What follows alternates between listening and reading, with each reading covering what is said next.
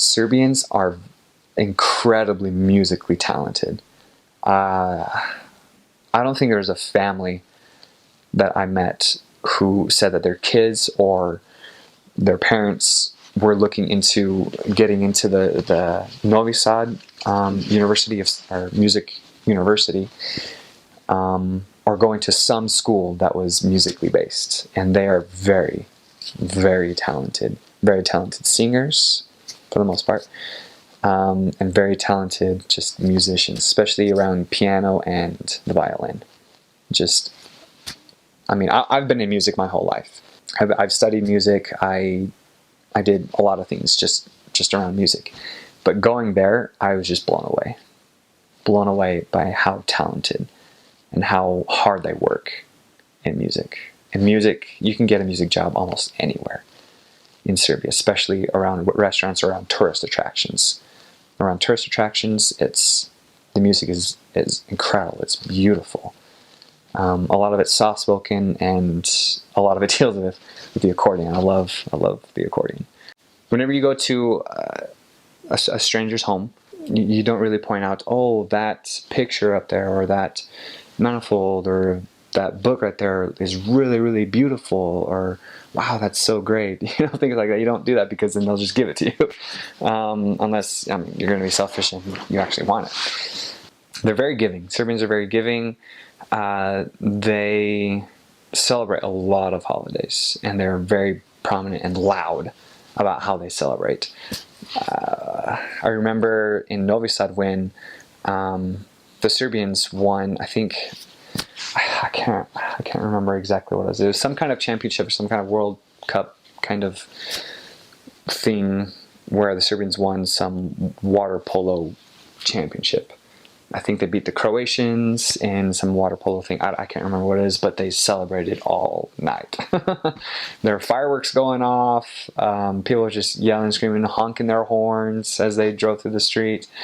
So they love their sports. They love soccer. They love water polo. They love volleyball. Those are like the three main sports that I've come to find in Serbia.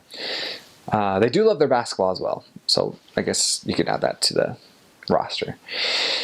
One great tradition that they have is either I can't remember if it's before, it might be after. After somebody gets married, then they all jump inside of their cars and they wave flags or wave like different confetti or celebratory things outside of their car windows, and just go around the streets of Serbia and just honk their horns. It's not like breaking any laws. They're not like speed demons going through the streets. They're just driving around honking their horns in celebration that these two got married. And it's a wonderful thing. So whenever you hear the horns honking, you just kind of turn around, everybody's like clapping, like cheering, It's really, really cool. And then Christmas, they have two Christmases in Serbia. There's one for the 25th of December, which is like the Catholic Christmas is what they kind of characterize it as. And then there's the Serbian Orthodox Christmas. Serbian Orthodox Christmas is the 7th of January, and they celebrate with like fireworks. They always have fireworks. I think for almost any holiday, they're shooting off fireworks, either in the air or like every little stand on every corner of the street. They're selling fireworks, and they're loud. They're basically firecrackers. There is the Day of Mothers. It's kind of like Mother's Day, but it's not on a set Sunday. Sometime in May, every woman, child, or adult, or grandma that you get them flowers or you get them a present.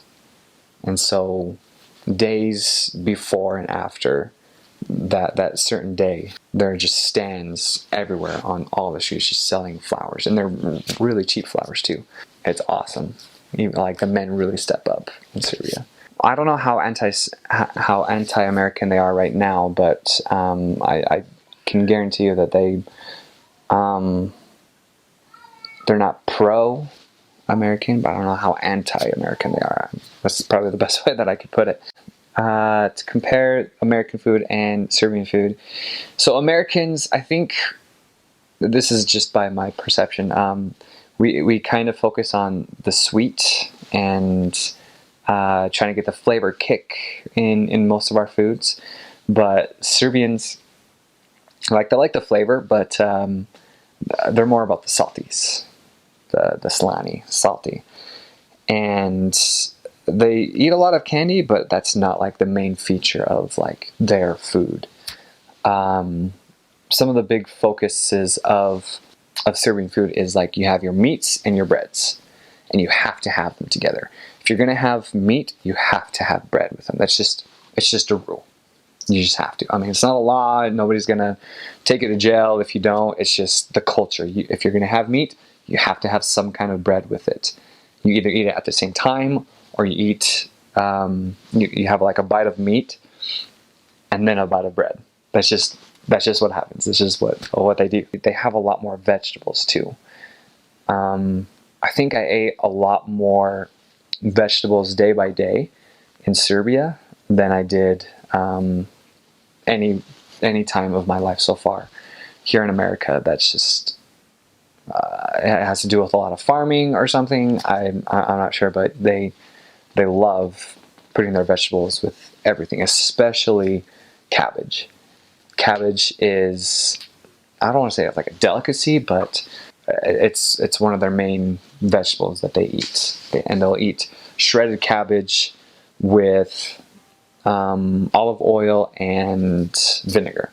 And that's just what they'll either cook it or just leave it plain, all with those very few ingredients. So it's not very sweet. Their food in general, it's more of the salty. And you cannot, it's a rule, you cannot have your sweets and your salties together. Like peanut butter and jelly, unheard of. They do not eat peanut butter and jelly at the same time on a sandwich. It's just, or honey, like jam and honey. You can't do that. You just can't have sweets with your sours. Like try this peanut butter and jelly sandwich, or try this this butter and honey sandwich, or this bread. They're like, no, we can't. What are you doing? No, we can't do that. It's just against their culture. We got them to do it. They're like, and they were just shocked at how good it was. They thought, oh my gosh, what are these American boys doing here? Why are they trying to change us or something like that? But it was a great experience just to help them see salty and sweet can be together.